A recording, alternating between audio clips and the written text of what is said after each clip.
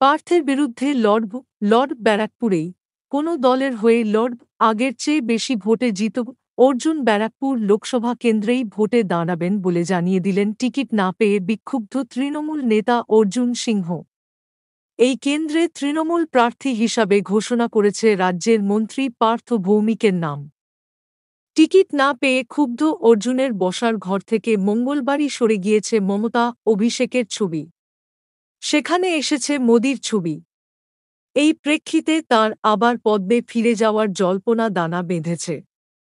বুধবার অর্জুনকে তা নিয়ে প্রশ্ন করা হলে তিনি জানিয়ে দেন, পার্থের বিরুদ্ধে ব্যারাকপুরেই তিনি প্রতিদ্বন্দ্বিতা করবেন।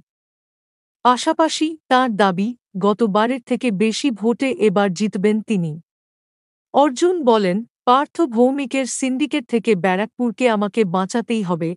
ব্যারাকপুর লোকসভায় যে তিনি প্রার্থী হতে চান তা দেয়া যাবে সালেই স্পষ্ট করে দিয়েছিলেন অর্জুন।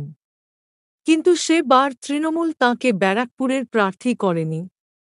তিনি তারপর বিজেপিতে যোগ দেন। বিজেপি প্রার্থী হিসাবে ব্যারাকপুরে তৃণমূল প্রার্থী দীনেশ ত্রিবেদীকে হারিয়ে প্রথমবার সংসদে প্রবেশ করেন অর্জুন। তারপর অবশ্য তৃণমূলে ঘর ওয়াপসি হয় অর্জুনের। তৃণমূলের সর্বভারতীয় সাধারণ সম্পাদক অভিষেক বন্দ্যোপাধ্যায়ের হাত ধরে শুরু হয় তৃণমূলে অর্জুনের দ্বিতীয় ইনিংস। কিন্তু 2024 এর লোকসভা ভোটেও ব্যারাকপুরে তাঁকে প্রার্থী করেনি তৃণমূল। এতে আবার ক্ষুব্ধ হয়েছেন অর্জুন। তাঁর কথায় আবার দলদলের সম্ভাবনা উঁকি মারছে। যদিও স্পষ্ট নয় তৃণমূল ছেড়ে অর্জুন বিজেপিতে যাবেন কিনা।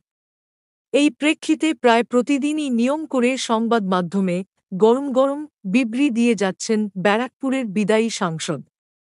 বুধবার তাঁর দাবি, তিনি ব্যারাকপুরে পার্থ ভৌমিকের বিরুদ্ধেই লড়াই করবেন এবং এবার তাঁর জয়ের ব্যবধান আরও বৃদ্ধি পাবে।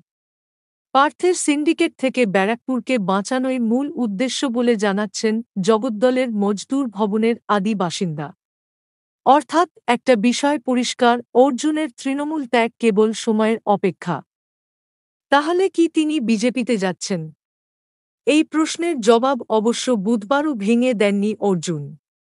তবে অন্য দলে যে যাচ্ছেন তা অর্জুনের কথায় স্পষ্ট। তিনি বলেন,